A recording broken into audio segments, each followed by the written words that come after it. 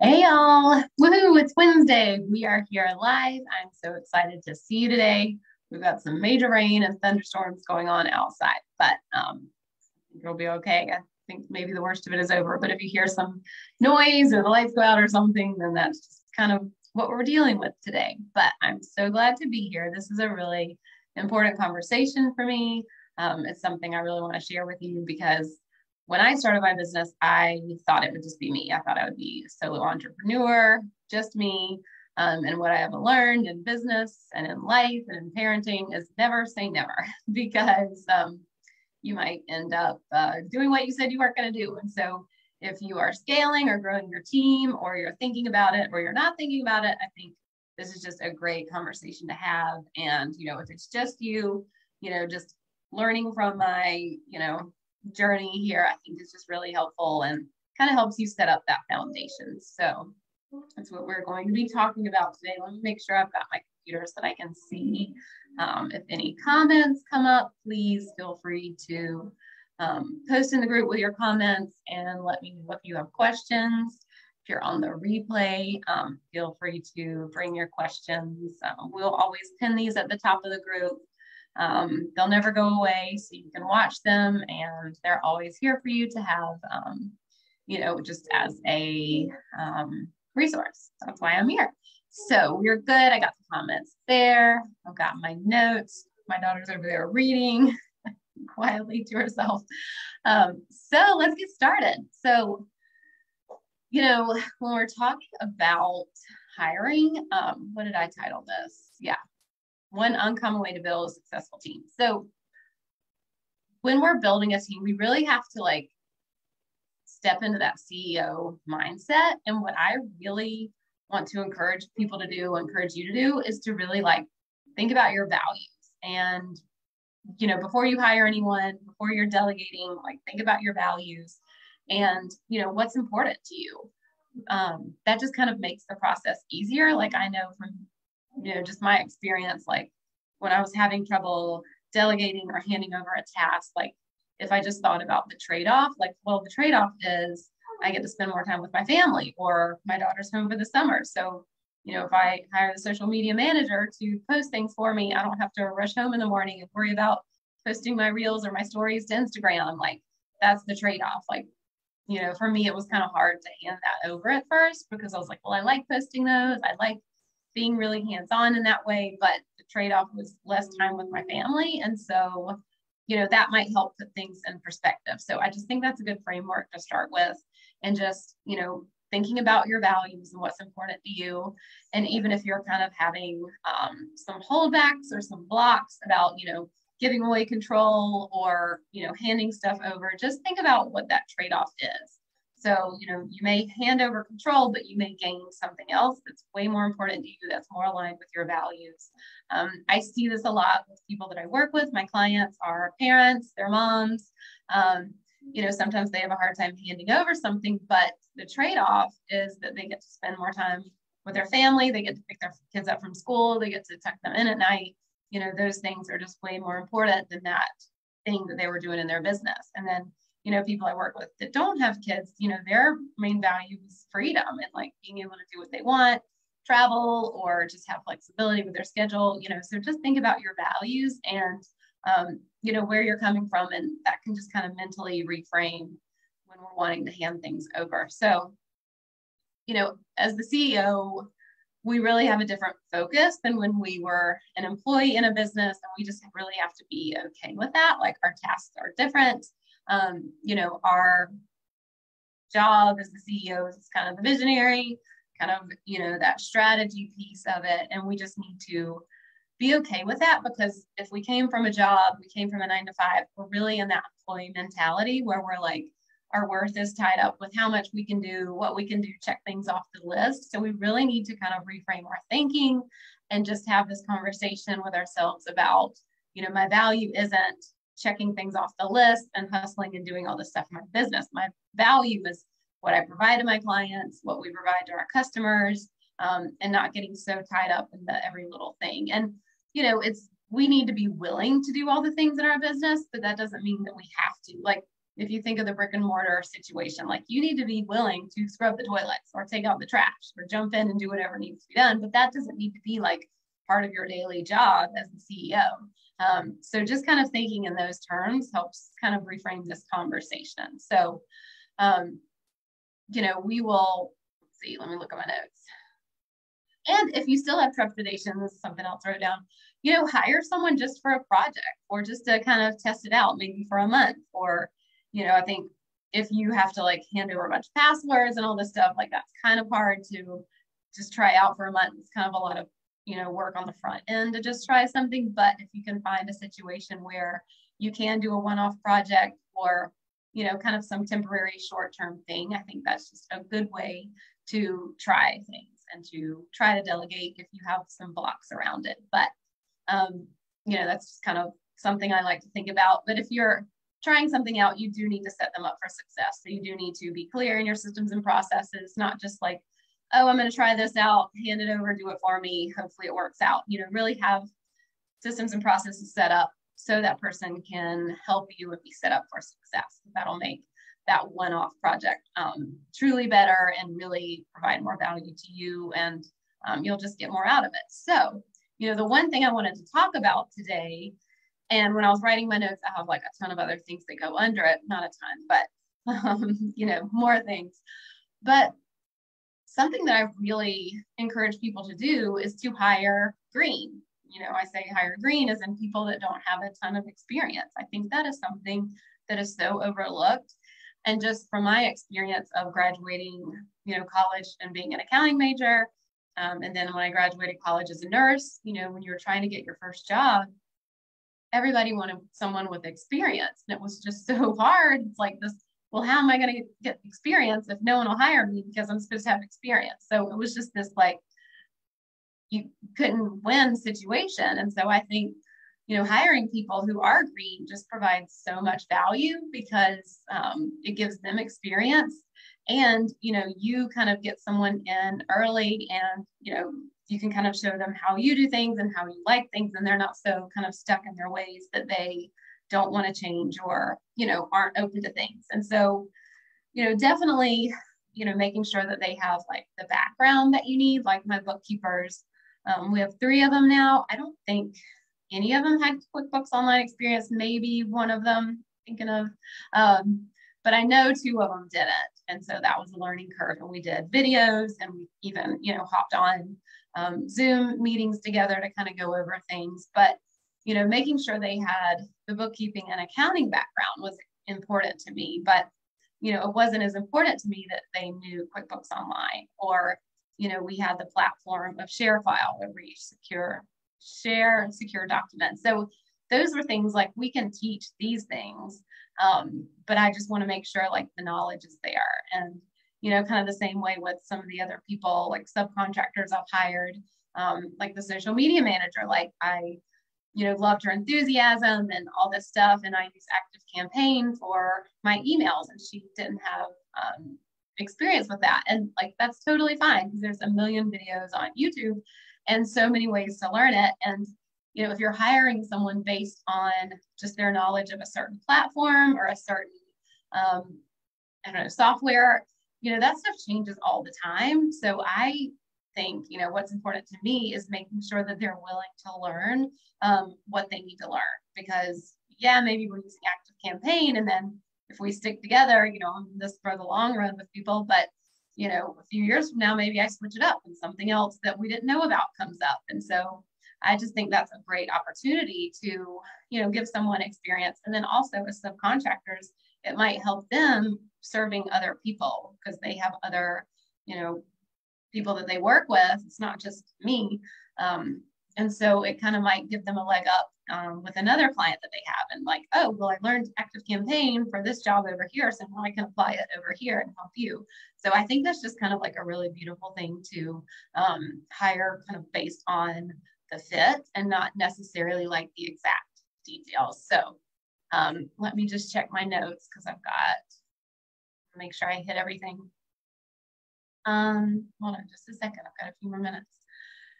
So one of the main things, we talked about they can learn the minor details of things that you need. One of the main things is just making sure that their values kind of align with yours and not just the results focus. So, I talk about this and that they care about your business and they care about the success of your business, because I think that that's just truly kind of a big thing. And even when I'm working with clients, like I love, I work with clients that like I love their business and I am so excited and I refer friends to them and send their product as gifts or whatever. Like it's important to me to be really aligned with what they're doing, because it helps the relationship and it just makes things so much easier. So I think that's kind of one question when you're interviewing people or talking to potential team members, really making sure that they're kind of like your person, so to speak.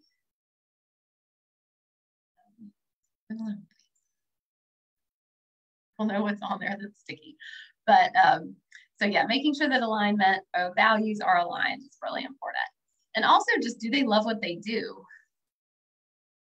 That's a big thing. You want to make sure that they're not just doing something in order to like get to the next thing, or I'm just doing this job until I blank, fill in the blank. You really want to know that they love what they do. That they love what they do, and it's not just like a stepping stone to move on to the next thing, because if that's the case, you're probably going to get left behind and your business is going to get left behind. And I'm all about like growing and scaling, but that would be them taking you along with them and not just like, okay, I just did this until I got this degree and now I'm going to go do something totally different. Bye, see you later. I mean, you can hire those people, but it doesn't give you that long-term connection and results that like I love. So yeah, just making sure that, you can ask them, like, do you love what you do? Like, how passionate are you? I think that's just a great question to have and a fair one, because people just show up and give better work when they love what they do. Like even with just the bookkeeping part of what I used to do. When I did the bookkeeping part, like I loved it. And, my clients could feel that like enthusiasm of not just like, oh, we have to file sales tax this month. It's just like, yeah, all right, let's do this. Let's get it done. Let's file it. Get your questions answered so we can get your reports. Like we're, always just like excited to do our job and love it. And it's just fun to us. And the advisory stuff the same way. Like, yeah, let's dig into these cost of goods sold spreadsheets and let's, get out our Google so we can do conversions. And I just get excited for every meeting. And so I think that's just really something to think about when you're hiring and talking to people who might potentially help you.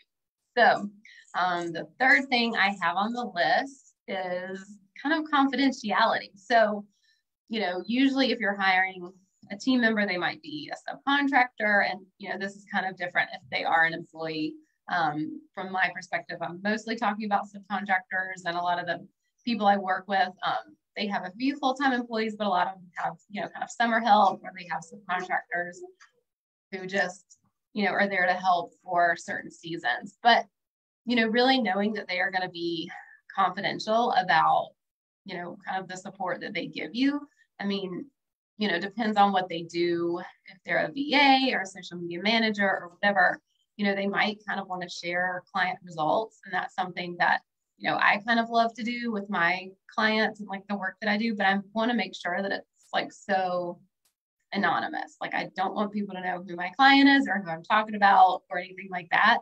So I do it in a way that, is, I'm not giving away anything. And so I think that's a good thing to ask them. And, like I am so comfortable giving people recommendations and reviews and all that, but if they're going to use them, like just making sure it's okay with me, like that I approve it. And then when I get reviews from people, I always ask like, do you want me to use your name? Do you want me to use your initials? Like how do you want me to communicate that? And just make sure that you are not oversharing and not giving away information. Because definitely I think in the online space, people can try to be associated with certain people and you try to keep it down. They try to connect with other people. And so then they're kind of giving away information that the clients probably don't want to gift giveaways. So I think it is important and totally appropriate to ask, kind of what their confidentiality in terms of working with you is. So the last thing I want to talk about is getting support in a way that works for you. So, we're working with subcontractors and they're working with lots of different people, just making sure that they know how you work. I did recently, what was it? Kind of like my business values type of thing, and sent it to, the girls that I work with and the ladies, women that I work with, and, kind of just outlined, which I didn't do in the beginning and I wish I had done, just kind of the things that are important to me, because I know they're working with other people who do things differently than me. And this was just kind of like hey, I just like a response within 24 hours, even if it's just like I'm looking at this, I'll get to it when I get a chance. Like to say nothing is an emergency, but we do need to set our clients up for success. They're just kind of these things that in my head were like basics, but I'd never like communicated it on paper or written it down and given it to them. And so this way, like, they know when they're working with me, like, okay, it's okay for me to come up with a question to her anytime, or it's okay for me to Google something first and bring it to her. Like, I'm not going to be insulted. Like, I don't know everything. So I was like, if you want to Google something first and then ask me, like, I will not be, it won't rub me the wrong way. So I think kind of that's important about, letting people know the best way to work with you, and then just getting support in your own way, and making sure that they're not just doing what they're doing for every person they're working with. And again, this is kind of based on subcontractors, but making sure that they're kind of tailoring it to you and how you like to do things. And so I think a good question to ask them, and even employees, what if I don't want to do something that you suggest? I think, having that conversation ahead of time is really important, because you might not want to do something they suggest, or it might not be the right thing for you. And, employees might not feel as comfortable, suggesting something that the owner doesn't want to do, but subcontractors, that just might be something that's part of their business that they do with a lot of clients. And so they're used to doing something this way. And this doesn't need to be like a bad thing at all.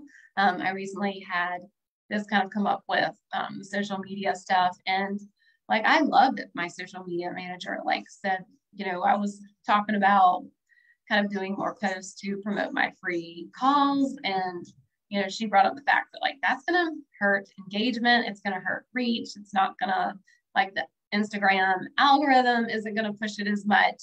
And so I'm so glad that she brought me that information. She gave me a ton of, things to think about and a ton of information. And we are probably going to, just do those promo posts, because the, connecting with people and getting them on calls is more important to me than, reaching more people. Need to get out? So yeah, it's summertime.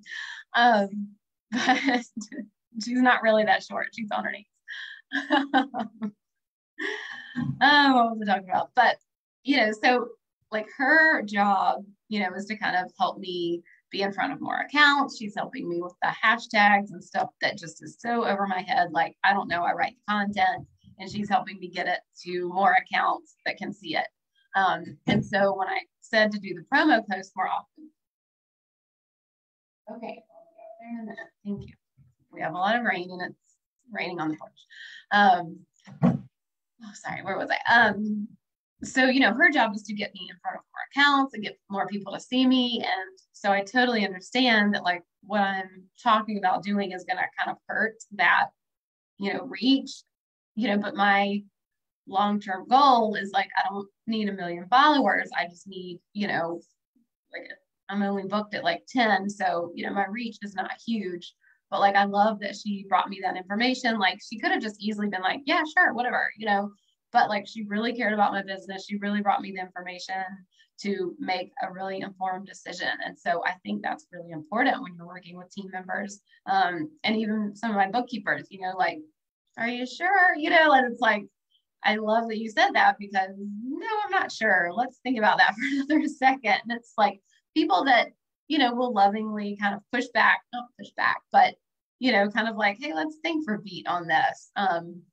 because, you know, as business owners, we get in a hurry, we get, you know, stuck in our ways or whatever. So I think it's just really important to have that conversation with the people you're working with, whether it's subcontractors or employees, giving them that space, and having that conversation of, you know, what if I don't do what you suggest? You know, is that gonna be weird, or how is that gonna work? So those are my tips. I'm gonna just double check.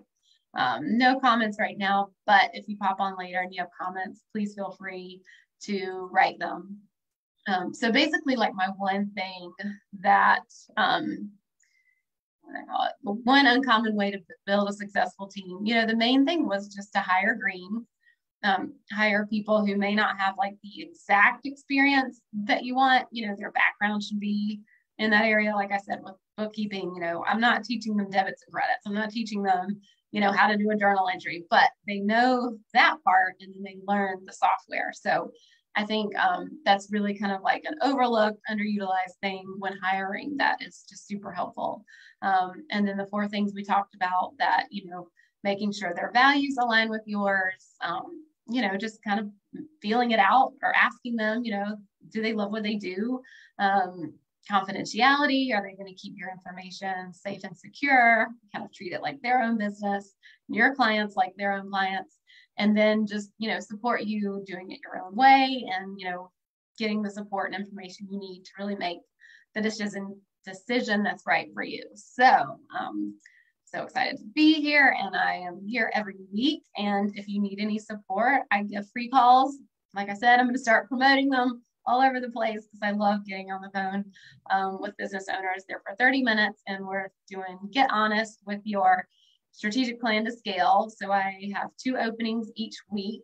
I just started a new calendar software that I'm really excited about. I have one, but this one's a little bit more robust. So really excited about that. So I'll drop the link below if you want to get on a free call. We can talk about this, you know, hiring, or, you know, opening more streams of revenue, or how to make those streams of revenue more profitable, or closing down a stream of revenue, like whatever it is that is kind of your strategic plan to scale. Like, let's get honest, let's talk about it and see how I can help. So I just love talking to business owners and doing this information because this is what I do all the time with my clients, and I just think it's super relevant. And so I'll drop the link below. You can schedule a free call, like I said, 2 a week. So be sure to book yours ahead of time. And thank you so much for being here. I love being here. This is just such a highlight of my week, and it's just so much fun. So pop in and say hello, ask any questions, and have a great rest of your week. Thanks.